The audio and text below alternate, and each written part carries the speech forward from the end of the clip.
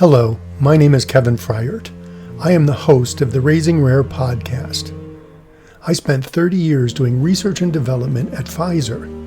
Now, my company, Salem Oaks, is dedicated to helping patients and parents play an active role in finding new treatments.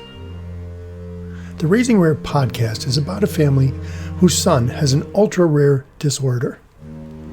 We are watching their story as it unfolds. We are doing this special video to discuss the impact that COVID-19 is having on their continuing quest for a cure. Hi, I'm Sanath. Hello, I'm Ramya. We are parents of baby Raghav. You guys know us from the Raising Rare podcast. We wanted to make a video to let you guys know the impact of COVID-19 on our lives. With the whole world in panic mode about COVID-19, how has it impacted your life as parents of a child with a rare disease? I jokingly say that the world has just gotten a preview into our everyday lives. Social distancing, washing our hands, following hygienic practices, staying away from anyone who looks remotely sick is just our normal self. Having a rare disease kid means you have to be really, really careful with all these just normally, and we are just doing it more rigorously now that COVID-19 is around us everywhere. How has all the attention on COVID affected your efforts to find a treatment for Raghav? Like the rest of the world, all of our researchers are also engrossed in COVID and severely affected by COVID actually. We realized that most of the labs in the academic institutions have been shut down. They've been asked to work from home, which is great because safety is top priority for all of us. Most of the research work has come to a halt. FDA has slowed down approvals. We've been waiting on the FDA for them to give us an approval to try an experimental therapy. That's come down to a halt. I think that in all, rare disease research has been severely affected by COVID. Yeah, and I always say, the hard reality is the rare disease doesn't stop. It's an unfortunate situation that we are all in. In the middle of all this, you persisted and held a very important event. How did you possibly manage to conduct the Cure GPX4 conferencing? We did it virtually. Over 30 researchers, clinicians, and industry partners joined us for this conference, all virtually over Zoom. In fact, it was almost the first conference, or the first weekend, or first week actually, after the shutdown was announced here in Washington. I think that's the case in most other parts of the country as well, but it was actually a blessing in disguise because we could have people from around the world participate because their conferences got cancelled, and this is a virtual conference, so they could participate.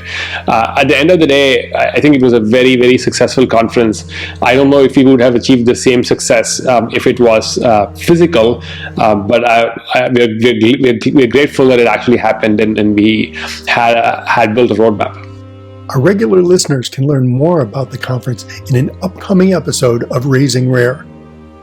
Research costs money. What impact does COVID have on your fundraising efforts?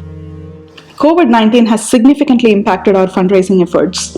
Healthcare investors and philanthropists now want to shift their focus to COVID. Grassroots fundraising has taken a hit as well because people don't want to spend money unnecessarily, right? They don't want to donate. They want to keep it safe now that the economy is unstable. So we are doing the best that we can. We are spreading the word through the Rising Rare podcast, our social media, and doing the advocacy that we can to keep up our momentum going. Hopefully, when the world is back on its feet, we get to fundraise again and keep our research momentum going. You seem to be very optimistic people.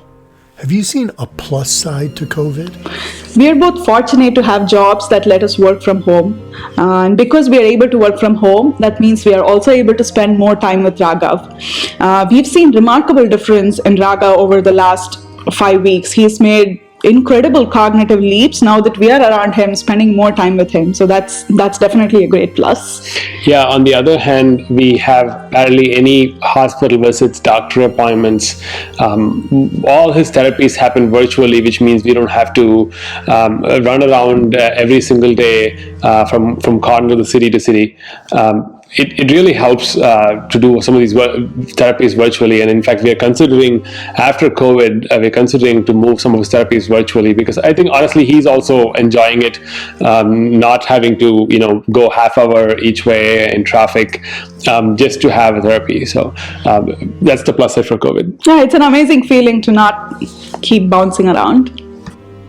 What is your hope after the world recovers from COVID-19? The world is going ahead full speed to find a vaccine for COVID. That is great. We all need it. But why can't the same urgency be translated to rare diseases? Just because there are few people affected in the world, does that mean that it should not be done with the same sense of urgency? So my hope after COVID-19 is that FDA, policymakers, and other regulators operate with the same speed. They understand the sense of urgency around the situation and make quicker approvals, quicker policy changes to the world of rare disease. So that is my hope. We are going to keep advocating. We are going to keep moving forward to find a cure for Raghav. COVID-19 has changed the world and the way we live. For Sanath and Ramya and many other families dealing with rare diseases, it is one more twist in the story that they need to overcome. You can be part of their story by subscribing to the Raising Rare podcast at raisingrare.fm and contributing to curegpx4.org. Stay safe, everyone.